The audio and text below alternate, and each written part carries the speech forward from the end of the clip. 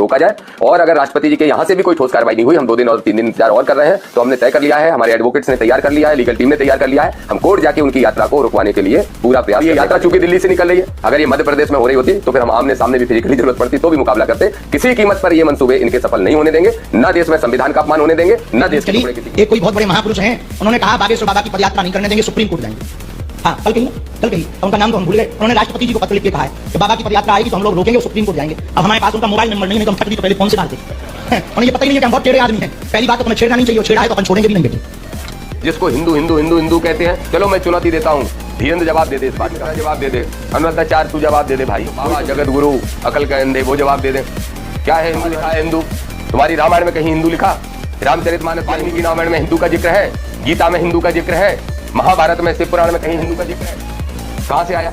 जरूरी नहीं कि हमारे पुरखे अंधविश्वास को मानते रहे, आडंबर को मानते रहे। जय श्री राम डराने की चीज है, और अगर डराने की चीज है तो फिर हम जय श्री राम को ही मानना बंद कर देंगे। तुम ठेकेदार हो जय श्री राम के, तुम्हारी बापोती है जैसी। जय श्री राम, जय बागेश्वर धाम। बागेश्वर धाम सरकार, पूज्य सरकार हमेशा कहते सनातन का कार्य करना चाहिए, सनातन की यश पताका लेकर सबसे आगे होना चाहिए, परंतु कहते धर्म का कोई कार्य करे या फिर कोई भगवान के प्रति कार्य करे तो उसके मार्ग में ऐसे ही बाधाएं पर बाधाएं आती रहती। चाहे आप त्रेता का देख लीजिए, चाहे द्वापर का देख लीजिए, चाहे इस कलयुग की कलंकी काल में देख लीजिए, मतलब वह अड़चन आना है तो मतलब आना ही है। 7 नवंबर से लेकर 16 नवंबर तक जो पदयात्रा बागेश्वर धाम सरकार, पूज्य सरकार दिल्ली से लेकर वृंदावन तक वह करने जा रहे हैं, तो कुछ लोगों के पेट में गुड़गुड़ हो रहा है, उनको हाजमा ठीक नहीं हो रहा है, हजम नहीं हो रही है, क्योंकि अब सनातनी जगने लगा है, सनातन जागने लगा है, भगवान के प्रति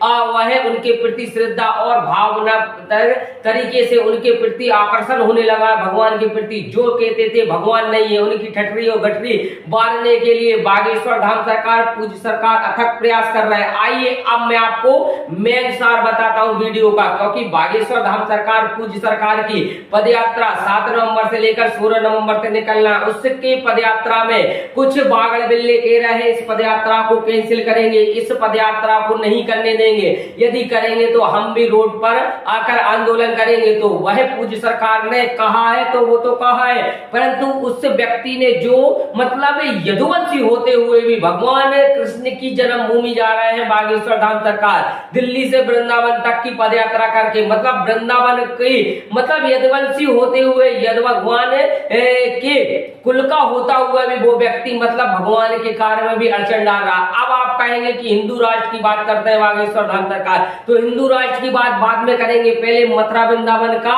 वह पूज्य सरकार करने जा रहे हैं, वहां का स्वच्छीकरण हो, वहां पर मांस मदिराएं जो बिक रहे हैं वो बंद हो, और हमारा मथुरा वृंदावन इतना ज्यादा बहुखूबी तरीके से पूज्य सरकार नया सौंदर्यीकरण करने जा रहे हैं, नया वहां पर एक इतिहास लिखने जा रहे हैं, तो उसके पेट पर गुड़गुड़ हो रही है। वह व्यक्ति कह रहा है कि केवल यह राजनीति का एजेंडा है, राजनीति कर रहे हैं बागेश्वर धाम सरकार, और अन्य कथा कथित जो धर्माचार है उन पर भी वह अब टिप्पणियां कर रहा है। यह व्यक्ति दामोदर यादव है, और यह दामोदर यादव अपने साधु सन्यासियों को जो मानो समर्पित पूरा जीवन उन्होंने सनातन के लिए कर दिया, सनातन के लिए वह आगे यश पताका लेकर हमेशा ध्वजा लेकर आगे चलते, उन पर भी अब टिप्पणियां क्या डाली। तो आइए सुनते हैं वो टिप्पणियां भी आपको मैं बता रहा हूं जो हमारे बड़े बड़े आचार्यों के लिए वह व्यक्ति कर रहा। तो आइए सुनते हैं वो टिप्पणियां। आखिरकार पूज्य सरकार से लेकर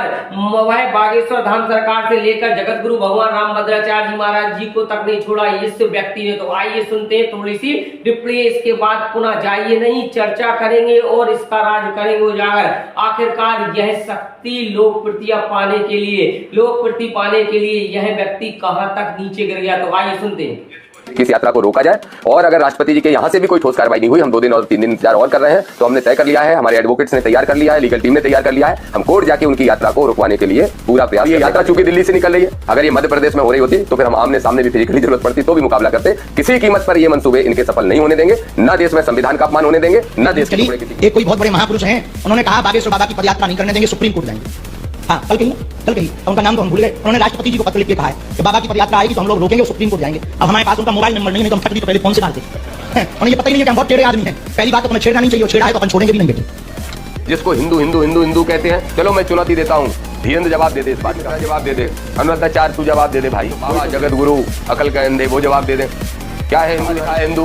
तुम्हारी रामायण में कहीं हिंदू लिखा? रामचरितमानस वाल्मीकि रामायण में हिंदू का जिक्र है? गीता में हिंदू का जिक्र है? महाभारत में शिव पुराण में कहीं हिंदू का जिक्र है? कहां से आया?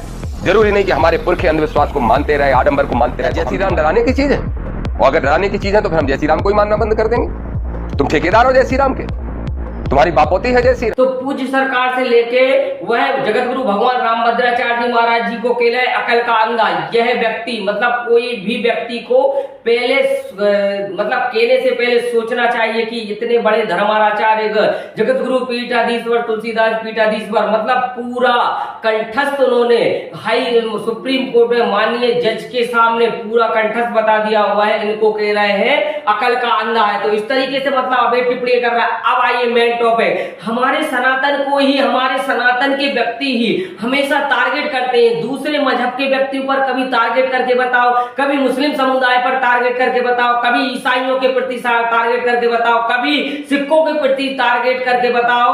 यानी मतलब तुम्हारी केवल बाकोदी चलती है तो वो हमारे सनातन धर्म में। तुम भी सनातन के व्यक्ति हो, मतलब एक ही व्यक्ति, और तुम वह यदुवंशी निकेतन हो, तो वह यदुवंशी हो जो भगवान श्री कृष्ण ने जन्म लिया तुम्हारे कुल में। मानो पूरा ब्रह्मांड द्वापर और त्रेता से लगातार भगवान की गुणगान गा रहा है। आप यदुवंशियों के, आप यदुवंशी में जन्म लिया तो आप भगवान श्री कृष्ण को तो मानने वाले हो, क्योंकि भीमराव बाबा अम्बेडकर तो बाद में आए। पहले तो भगवान श्री कृष्ण, भगवान राम, भगवान मानो सभी देवी देवता पहले आए। तो इसलिए यह मतलब सनातन के प्रति आपका तो आदर होना चाहिए, इसके लिए तिरस्कार कर रहे हैं आप। और हमारे बागेश्वर धाम सरकार, पूज्य सरकार पहले ही कह रहे हैं, सबसे पहले जात पात की करो विदाई। जात और पात की कोई भी उसमें भेदभाव नहीं रख रहा है, चाहे वो कोई भी वर्ण का हो, चाहे वो आप सिख हो, चाहे ईसाई हो, चाहे वो मुस्लिम समुदाय का भी हो। यदि सनातन को अपनाएगा तो उसको भी स्वीकार कर रहे हैं बागेश्वर धाम सरकार।